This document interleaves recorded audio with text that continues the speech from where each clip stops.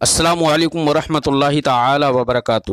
مرکز اہل سنت جامعہ رضویہ منظر اسلام کے یوٹیوب چینل ہم سبق درس نظامی میں آپ کا خیر مقدم ہے۔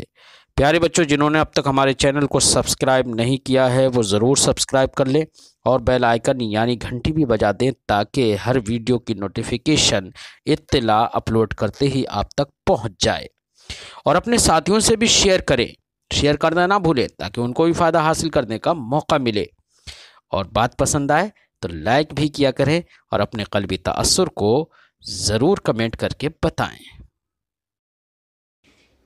بسم اللہ الرحمن الرحیم۔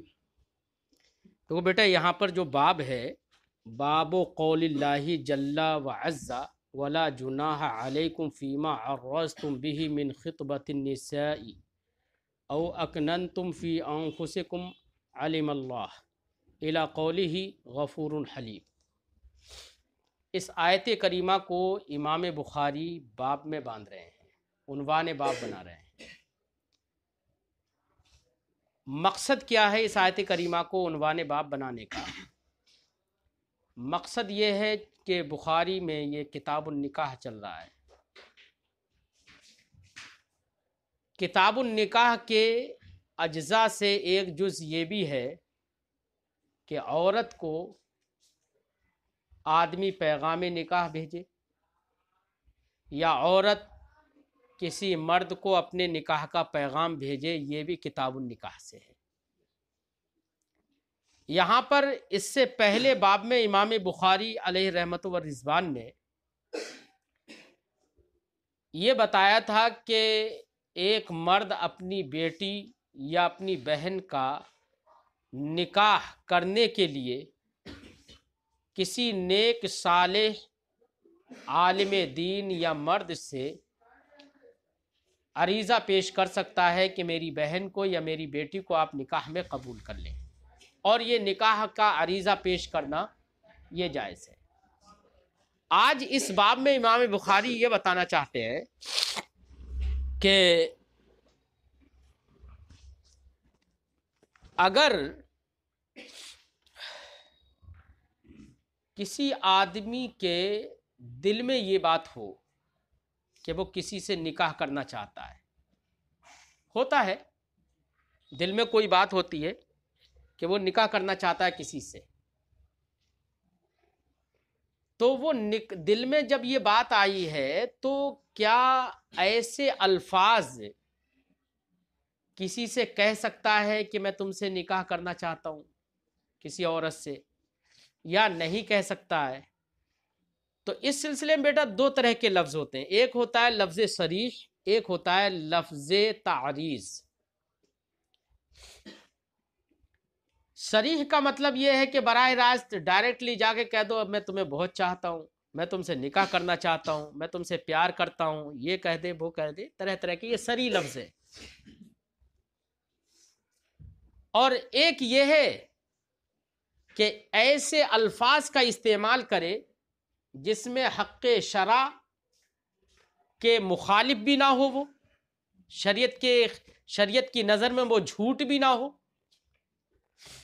اور عورت کا دل اس جملے کی وجہ سے اس کی طرف مائل بھی ہو جائے۔ مثلا عورت سے کہہ دیا کہ آپ تو ماشاءاللہ بڑی نیک ہیں، آپ کو تو خوشخبری ہو کہ آپ کو کوئی ایک اچھا نیک شوہر ملے، یہ اس کی آپ کے لیے خوشخبری ہو، آپ بہت اچھی ہیں، آپ تو بھلائیوں کا کام کرنے والی ہیں۔ یہ نہیں کہے کہ میں تم سے نکاح کروں گا، یہ کہے کہ آپ تو بھلائی کرنے والی ہیں لیکن آپ کا تو حسن و جمال یہ ہے نا، طرح طرح کی تعریفیں کرے، اور ساتھ میں یہ بھی کہہ دے کہ مجھ کو بھی ایک نیک عورت کی ضرورت ہے۔ یہ نہیں کہے مجھے تمہاری ضرورت ہے، یہ نہیں کہے مجھے بھی ایک نیک عورت کی ضرورت ہے۔ یہ دیکھو اشارتاً تعریضاً یہ کہلاتا ہے تعریض۔ کیا کہلاتا ہے یہ؟ تعریض۔ یہ تعریضاً اس نے اس عورت کو نکاح کا پیغام گویا کہ دے دیا۔ عورت کہنے لگے ہاں میں نے آپ کی بات سنی ہے، سن لیا، میں دھیان دے رہی ہوں آپ کی بات پر، اسی طرح کے اور بھی کچھ ایسی جملے بولتے.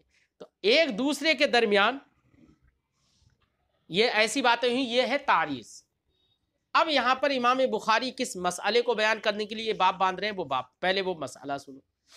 مسئلہ یہ ہے کہ اگر کوئی عورت ایسی ہو کہ جس کو طلاق دے دی گئی ہے اور وہ عدت طلاق میں ہے، یا جس کا شوہر مر گیا اور وہ عدت وفات میں عورت ہے، تو عدت وفات میں جب تک عدت میں ہے اس وقت تک اس سے نکاح تو کر نہیں سکتا، نکاح کرنا تو جائز ہی نہیں ہے. اور پیغام نکاح بھی نہیں دے سکتا. کیا؟ پیغام نکاح بھی نہیں دے سکتا.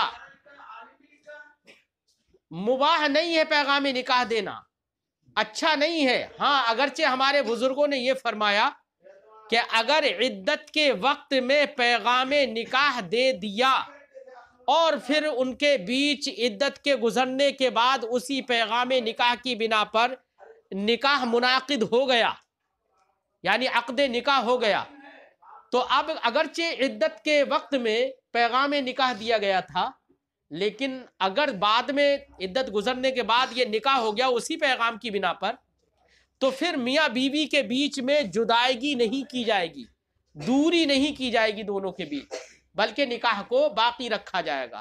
ہاں پیغام نکاح دینا عدت میں یہ ممنوع تھا، اچھا نہیں تھا، اور نکاح کرنا تو جائز ہی نہیں ہے. تو یہ نکاح باقی رکھا جائے گا، ٹھیک ہے. اور اگر تو نکاح کیا نہیں ہے عدت میں لیکن نکاح باقی رکھا جائے گا، تو نکاح تو کرنا جائز ہی نہیں ہے عدت میں. پیغام نکاح دینا بھی ممنوع ہے عدت میں. کیا تعریض عدت میں کر سکتا ہے یا نہیں کر سکتا؟ یہ مسئلہ بیان کرنے کے لیے امام بخاری نے یہ باب باندھا. تعریض کا مطلب سمجھ گئے نا، میں نے پہلے بتایا، یعنی ایسے جملوں کا استعمال کرے جس سے اس کا دل بھی خوش ہو جائے، اس کا دل مائل ہو، اور صراحتاً کہے نہیں کہ میں تم سے نکاح کر رہا ہوں، کیونکہ صراحتاً کہنا یہی پیغام نکاح دینا ہے، میں تم سے نکاح کرنا چاہتا ہوں. صراحتاً نہ کہے تو پیغام نکاح تو عدت میں نہ دے، لیکن تعریض کر سکتا ہے. کیا کر سکتا ہے؟ تعریض کر سکتا ہے. تعریض کا مطلب ذہن میں آ گیا نا جی. اسی کو بتانے کے لیے امام بخاری علیہ رحمت و رضوان یہاں پر اس آیت کریمہ کو عنوان باب بنا رہے ہیں، اور فرمایا باب قول اللہ جل و عز، اللہ عز و جل کے فرمان کا بیان. کیا ہے فرمان؟ لا جناح علیکم فیما عرضتم بہ من خطبۃ النساء،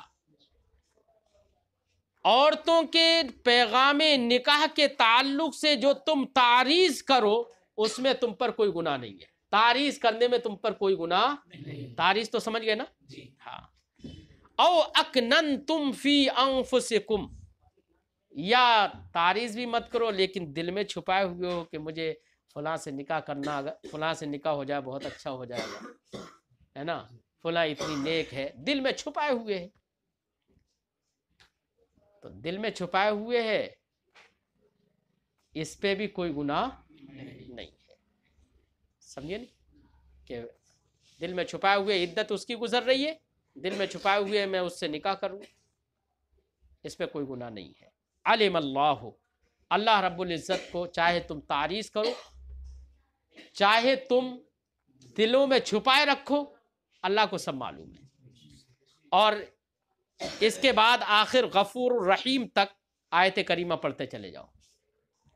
تو پوری اس آیت کریمہ کو امام بخاری نے عنوان باب بنایا. کس مسئلے کو بیان کرنے کے لیے بنایا وہ بھی میں نے بتا دیا، معلوم ہو گیا.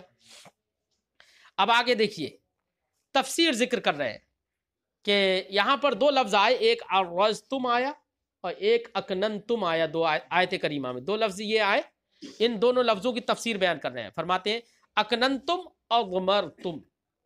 اکننا یکننو اکنان، اس کا معنی ہوتا ہے چھپانا، اور اضمرا یضمر اضمار، اس کا معنی بھی کیا ہوتا ہے؟ پوشیدہ رکھنا. تو اکننتم کس کے معنی میں ہے؟ اضمرتم کے معنی میں. وَكُلُّ شَيْءٍ سُنْتَهُ فَهُوَ مَكْنُونٌ، ایسی ہر وہ چیز جس کو آپ چھپا لو، محفوظ کر لو، وہ بھی کیا ہے؟ وہ بھی محفوظ کسی چیز کو اگر کر لو، دوسروں کی نگاہوں سے بچا لو، تو اس کو بھی کیا کہیں گے؟ مکنون، الشیء المکنون، چھپی ہوئی چیز ہے۔ جیسے کہا جاتا ہے اللؤلؤ المکنون، اعلیٰ حضرت علیہ رحمۃ و رضوان کا ایک رسالہ ہے اللؤلؤ المکنون فی علم البشیر ما کان وما یکون۔ تو مکنون چھپا موتی، اللؤلؤ المکنون چھپا موتی، تو جس کو تم چھپا لو وہ بھی کیا ہے؟ مکنون ہے۔ تو یہ بتایا کہ اکننا، مکنون یہ اکننا سے ہی تو بنا ہے، کننا ہی سے بنا ہے، اس کا معنی چھپانا۔ تو ما اکننتم کا معنی ما ازمرتم، جو تم دلوں میں چھپائے رکھو، زبان سے بولو ہی نہیں، ہے نا۔ فرمایا وقال لی طلق، اب تفسیر میں کچھ اور بھی ذکر کر رہے ہیں۔ امام بخاری فرماتے ہیں مجھ سے حضرت طلق نے کہا حدثنا زائدۃ عن منصور عن مجاہد عن ابن عباس فی ما عرضتم یقول انی ارید التزویج۔ حضرت طلق نے فرمایا کہ حضرت امام بخاری فرماتے مجھ سے طلق نے کہا، طلق سے مراد طلق ابن غنام وہ مراد ہیں۔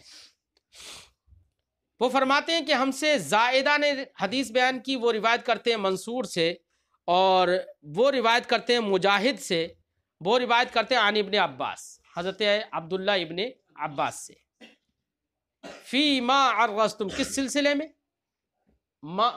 ما عرضتم کے سلسلے میں، یعنی ما عرضتم کی تفسیر کے بارے میں وہ فرماتے ہیں۔ کیا فرماتے ہیں ما عرضتم کی تفسیر؟ فرماتے ہیں یقولو انی ارید التزویج۔ عرضتم کا معنی یہ ہے کہ یہ کہنے والا کہ میں نکاح کا ارادہ کرتا ہوں، یہ کہہ دے کیا ہے؟ نکاح کا ارادہ کرتا ہوں، یہ نہیں کہے میں تم سے نکاح کرنا چاہتا ہوں، بس ایسے ہی کہے کہ میرا ارادہ ہے کہ میں نکاح کروں، میرا ارادہ ہے کہ میں نکاح کروں، اور دعا کریے آپ میرے لیے کوئی نیک عورت مجھے مل جائے، ایسے جملے استعمال کرے، یہ ہے تعریض۔ براہ راست عورت سے یہ نہ کہے کہ میں تم سے نکاح کرنا چاہتا ہوں، وہ تصریح ہو جائے گی۔ فرماتے ہیں کہ عرضتم کی تفسیر میں فرمایا کہے انی ارید التزویج، میں نکاح کرنا چاہتا ہوں، یہ نہیں کہے کہ میں تم سے نکاح کرنا چاہتا ہوں، وہ تصریح ہو جائے گی۔ وَلَوَدِدْتُ أَنَّهُ تَيَسَّرَ لِي امْرَأَةٌ صَالِحَةٌ، اور ایسے یہ کہے کہ میری چاہت یہ ہے کہ کوئی نیک عورت مجھے مل جائے، کیا مل جائے؟ نیک عورت مجھے مل جائے، اور ساتھ میں وہ بھی کہہ دے، پہلے تو وہی کہہ دیا کہ ارے تم تو بڑی خوبصورت ہو، تم تو بہت نیک ہو، پرہیزگار ہو، تم تو بڑے ہمدرد قوم و ملت ہو، اور طرح طرح کی تعریفیں کر دی، اور اس کے بعد میں پھر اپنے یہ کہ میں بھی کسی نیک عورت سے ہی شادی کرنا چاہتا ہوں، جو پیکر حسن و جمال ہو، پیکر حسن سیرت، حسن صورت ہو، میں اس سے شادی کرنا چاہتا ہوں، اور پہلے ثابت کر چکا ہے کہ تم تو بڑی حسن و جمال کی پری ہو۔ فرماتے ہیں وَلَوَدِدْتُ أَنَّهُ تَيَسَّرَ لِي امْرَأَةٌ صَالِحَةٌ، میری چاہت ہے کہ مجھے کوئی نیک عورت میسر ہو جائے، ایسے الفاظ بولے۔ وقال القاسم، اور قاسم نے اس کی تفسیر میں کہا یقول انکی علی کریمۃ، کسی عورت سے کہے تم تو میرے نزدیک بڑی باعزت ہو، میں تمہاری بڑی عزت کرتا ہوں، ہے نا؟ اب عزت کرتا ہوں کہہ تو رہا ہے، اس کے دل میں تھوڑی سی اس کی محبت بھی بیٹھ جائے گی کہ چلو اچھا یہ عزت کرتا ہے تو شادی کے بعد بھی عزت کرتا رہے گا، تو عزت دے، مرد عورت کو عزت دے، عورت مرد کو عزت دے، یہ سب بہت بڑی چیز ہے۔ یقول کہے انکی علی کریمۃ، تم میرے نزدیک بڑی معزز ہو، وانی فیکی لراغب، اور میں تمہارے اندر چاہت رکھتا ہوں۔ چاہت کا مطلب یہ نہیں کہ نکاح کا ظاہر نہیں کرے، یعنی مجھے تم پسند ہو۔ راغب فی کا معنی ہوتا ہے پسند ہونا، تو اگر اردو میں یہ بول دیا نا میں تمہاری چاہت رکھتا ہوں، تب تو وہ صریح ہو جائے گا، وہ تعریض نہیں رہے گی، عربی زبان میں راغب فی کا معنی ہوتا ہے راغب فی، کسی چیز میں کسی کی طرف رغبت کرنا ہے نا. تو معنی یہ کرے یہ کہ میں تمہارے سلسلے میں شوق رکھتا ہوں، مجھے تم اچھی لگتی ہو، ایسے بول دے. وَإِنَّ اللَّهَ لَسَائِقٌ إِلَيْكِ خَيْرًا، ایسے یہ بولے کہ اللہ تو تمہیں بہتر ہی عطا فرمائے. لَسَائِقٌ إِلَيْكِ خَيْرًا، تمہارے لیے، تمہاری طرف اللہ بھلائی پہنچانے والا ہے. خوشخبری تمہارے لیے، خوشخبری ہے، مزدہ جافزہ ہے کہ تمہارے لیے اللہ کوئی بھلائی پہنچانے والا ہے تمہیں. اس طرح سے بولے. وَنَحْوَ هَذَا، اسی جیسا اور کچھ بھی بولے. وقال عطا، اور عطا نے تفسیر میں یہ کہا يُعَرِّضُ وَلَا يَبُوحُ، تعریض کرے ظاہر نہ کرے. مدت وہ عدت کا وقت ہے، عدت کے وقت میں پیغام نکاح اگر ظاہر کر دے گا تو یہ تو پیغام نکاح ہی ہو جائے گا. تو انہوں نے کہا کہ تعریض تو کر سکتا ہے، ظاہر نہیں کرے گا، تصریح نہیں کرے گا.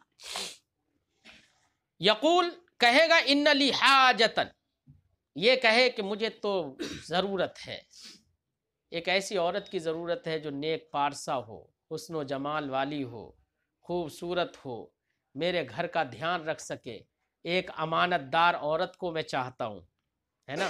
اور ایسے جملے بولے کہ وہ صادق اسی پر آتے ہوں. یہی ہے، کہے ان لی حاجتن، مجھے ضرورت ہے. وابشری، اور ایسی کہے تم بھی تم کو بھی مزدہ جافزہ، تمہیں بھی بڑی خوشخبری ہے. ہاں بس اتنا ہی کہہ دے. وانتی بحمد اللہ نافقہ، اور ایسی بولے کہ تم تو اللہ کی تعریف، اللہ کا شکر ہے کہ تم تو بڑی نیک و فرما بردار ہو، پاک دامن ہو، خیر والی ہو. نافقہ کا معنی خیر والی، تم تو خیر والی ہو.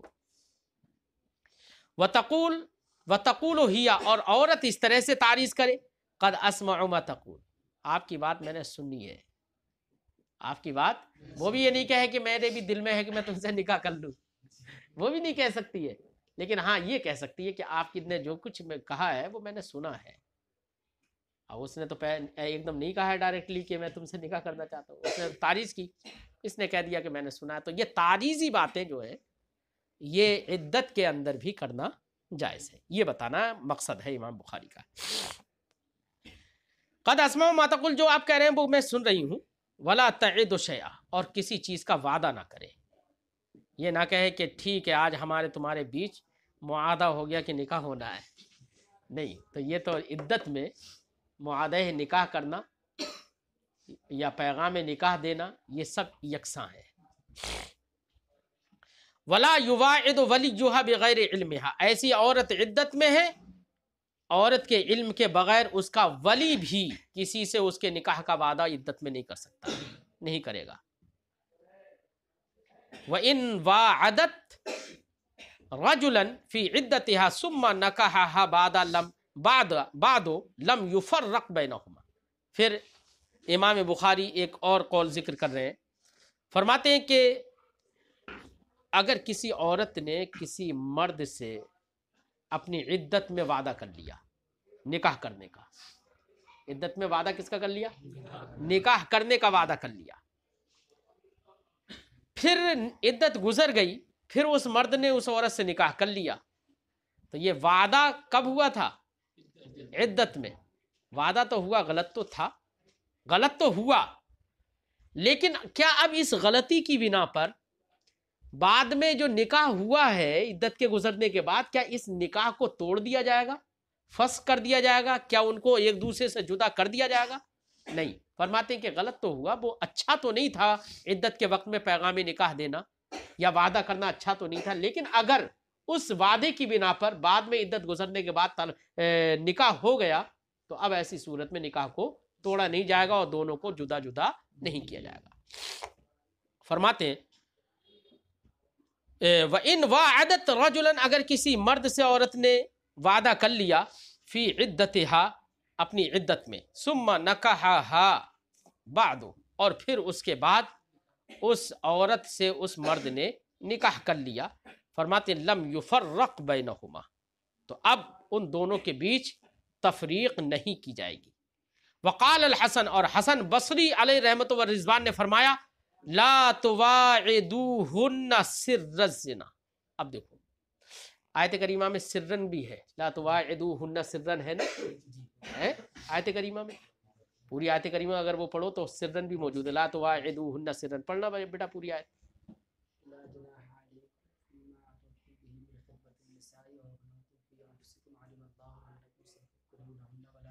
علم اللہ ستذکرونہن، اللہ جانتا ہے کہ تم انہیں یاد کرتے ہو، اور وَلَٰكِن لَا تُوَاعِدُوهُنَّ سِرًّا، خفیہ طور سے بھی ان سے معاہدہ مت کرو. کیا؟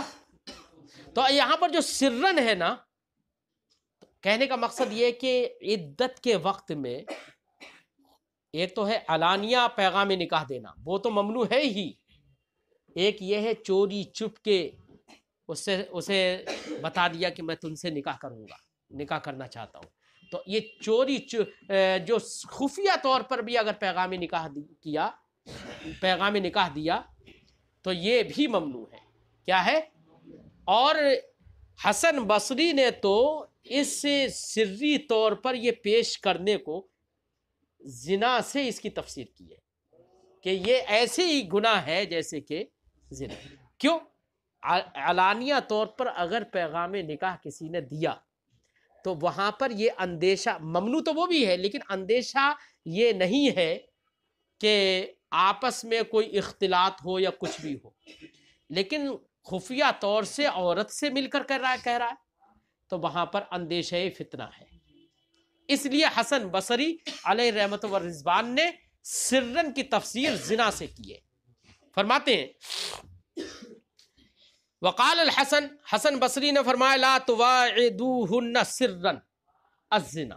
لا تواعدوہن سرن کا مطلب کیا ہے؟ تفسیر کسے کی؟ الزنا، زنا سے.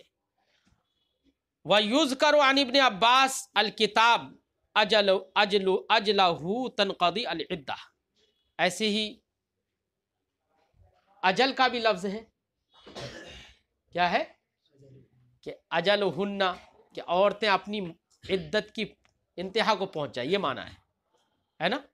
تو وہاں پر اجل سے بیٹا اجل کا معنی وہ بھی ہوتا ہے اذا جاء اجلہم لا یستاخرون ساعۃ ولا یستقدمون، کہ جب ان کا موت کا وقت مقرر آئے گا تو نہ ایک لمحہ آگے ہوں گے نہ پیچھے ہوں گے.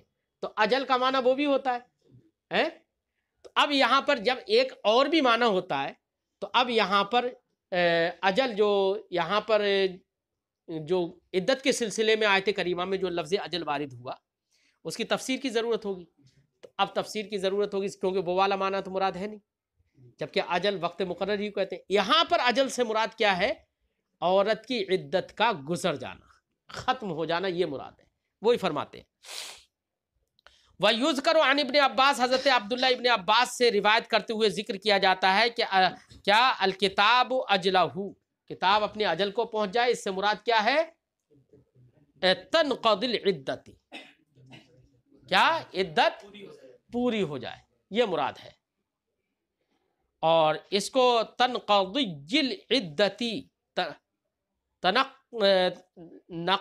ینقض کا معنی توڑنا ہوتا ہے، تنقض یتنقض تنقض اس کا معنی